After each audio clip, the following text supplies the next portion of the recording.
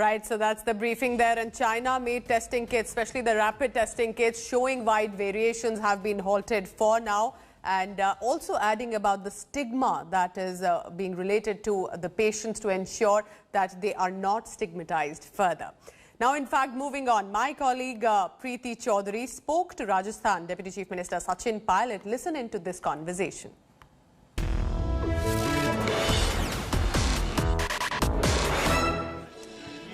Thank you, Pooja. Joining us right now is the Deputy Chief Minister of Rajasthan. The Prime Minister met the Chief Ministers of each state today morning by virtual conference on the exit plan post 3rd May. Are we looking at a lockdown 3.0 is the big question. Appreciate you joining us, Mr. Pilot. What transpired in that meeting with the Prime Minister today, and what is Rajasthan's exit plan post the 3rd of May? Or is Rajasthan going to be looking at possibly extending the lockdown? I think the PM made clear that the final decision of having a lockdown and how to proceed beyond 3rd of May will be a call taken on the 3rd of May. But to my mind, the approach has to be a mixed approach where you open up areas which are in green zones, which districts and areas of our country where we don't have any infections. Those areas can certainly be opened up because I think now we have to gauge and analyze as to the returns of the lockdown. I think there may be some diminishing returns, and yet we can't take the risk of opening up parts of our country which are still having a lot of infections. So as far as Rajasthan is concerned, the numbers are still rising. We're trying our best to contain those numbers. But the fact is that about 26 districts here, Rajasthan, have, from 2 to 600 cases. So we have to be very careful how to move about, opening up the lockdown. And I also worry that while the lockdown being removed is an eventuality that we'll all have to come to in the end, how far and how much to open up? I think that's a moot question. And that decision should be taken in consultation with the scientific community, the doctors, the stakeholders, the various state governments. And I think what we have to do as a country is make sure that whatever decision we take, we have to follow it to the T. There's no point in having lockdowns if people don't maintain the sanctity of those lockdowns. There's no point in having curfews if people are violating those curfews. So I think the people have to really be very, very disciplined. And we can't take this lightly. We have to learn from the experience of the United States and European countries where, and I'm actually quite surprised in the US, there are still people that are using, gymnasiums and salons, etc.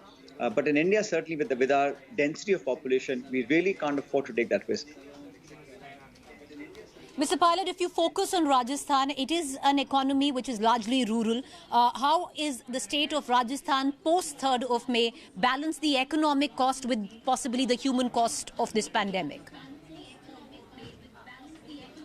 We already have what we call a modified lockdown because almost all the agricultural activities are taking place. It's harvest season. You can't have farmers not going to the fields. And of course, we need to keep a supply chain intact. So the food grains will run out if we don't harvest our current crop and then sow the seeds for the next crop. So agricultural purchase of food grains is happening. We've opened up the entire rural area. We've engaged a lot of labor in Narega. On 17th of April, when I first held a meeting, there were only 62,000 people enrolled for working in Narega. Today, I'm happy to inform you that we have more than 10 lakh people who have enrolled in doing Narega work. And we're focusing on people doing economic activities on their own lands, on their own homes, so that they create assets for themselves and yet get paid for it. And that's how I think you can revive rural economy. Unless you increase the consumption and the disposable income in the hands of the people, you can't have a revival. So I'm absolutely certain that in Rajasthan and most other places, the rural economy has to be the focus. You contain and maintain the lockdown and curfew in hot zones, which a lot of infections are still coming in. And there are areas which have a propensity to have further infections. So that data has to be extrapolated, taking no chances. And yet at the same time, in areas that are outside the limits of the cities, industries being allowed to function, labor is allowed to stay on the premises of the factory and still operate. So we're slowly and gradually and yet cautiously, breathing life back into the economy as we speak. The fine print of Rajasthan post life 3rd of May.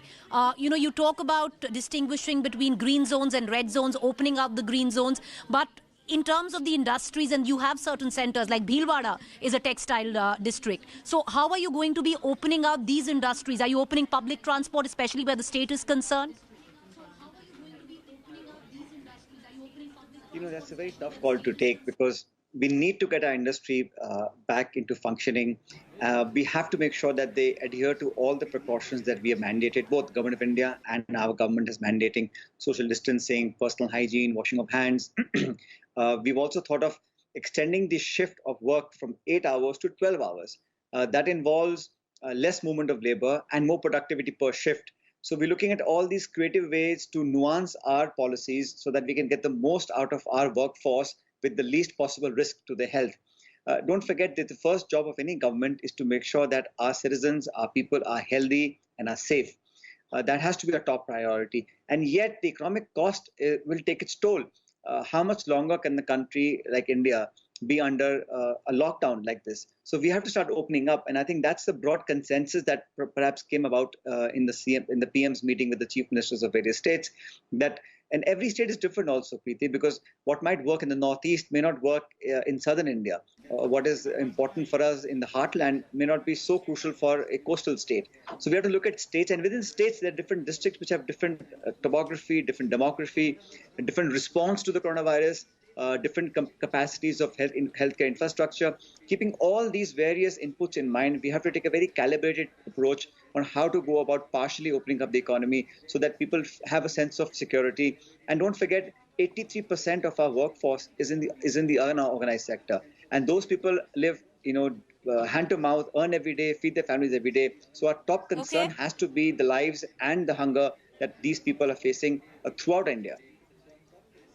All right, appreciate you joining us, Mr. Pilot. Thank you there. So that was the Deputy Chief Minister of Rajasthan giving out the possible roadmap of the exit plan that Rajasthan has post 3rd May. But it doesn't look like an exit plan because it seems to move towards a controlled lockdown. Control the red zones, continue the lockdown there, and possibly open out the green zones as much as you can. And whereas Rajasthan's concerned, it's a rural economy. It might be that much easier, but we'll only know post the 3rd of May. Thank you, the Deputy Chief Minister, for joining us of Rajasthan. Back to you, Pooja. Right, Preeti, thank you very much. Hi everyone, Preeti Chaudhary here. Hope you like this video. For latest news and analysis, like and subscribe to the India Today YouTube channel. And don't forget to press the bell icon to stay updated. Thank you for watching.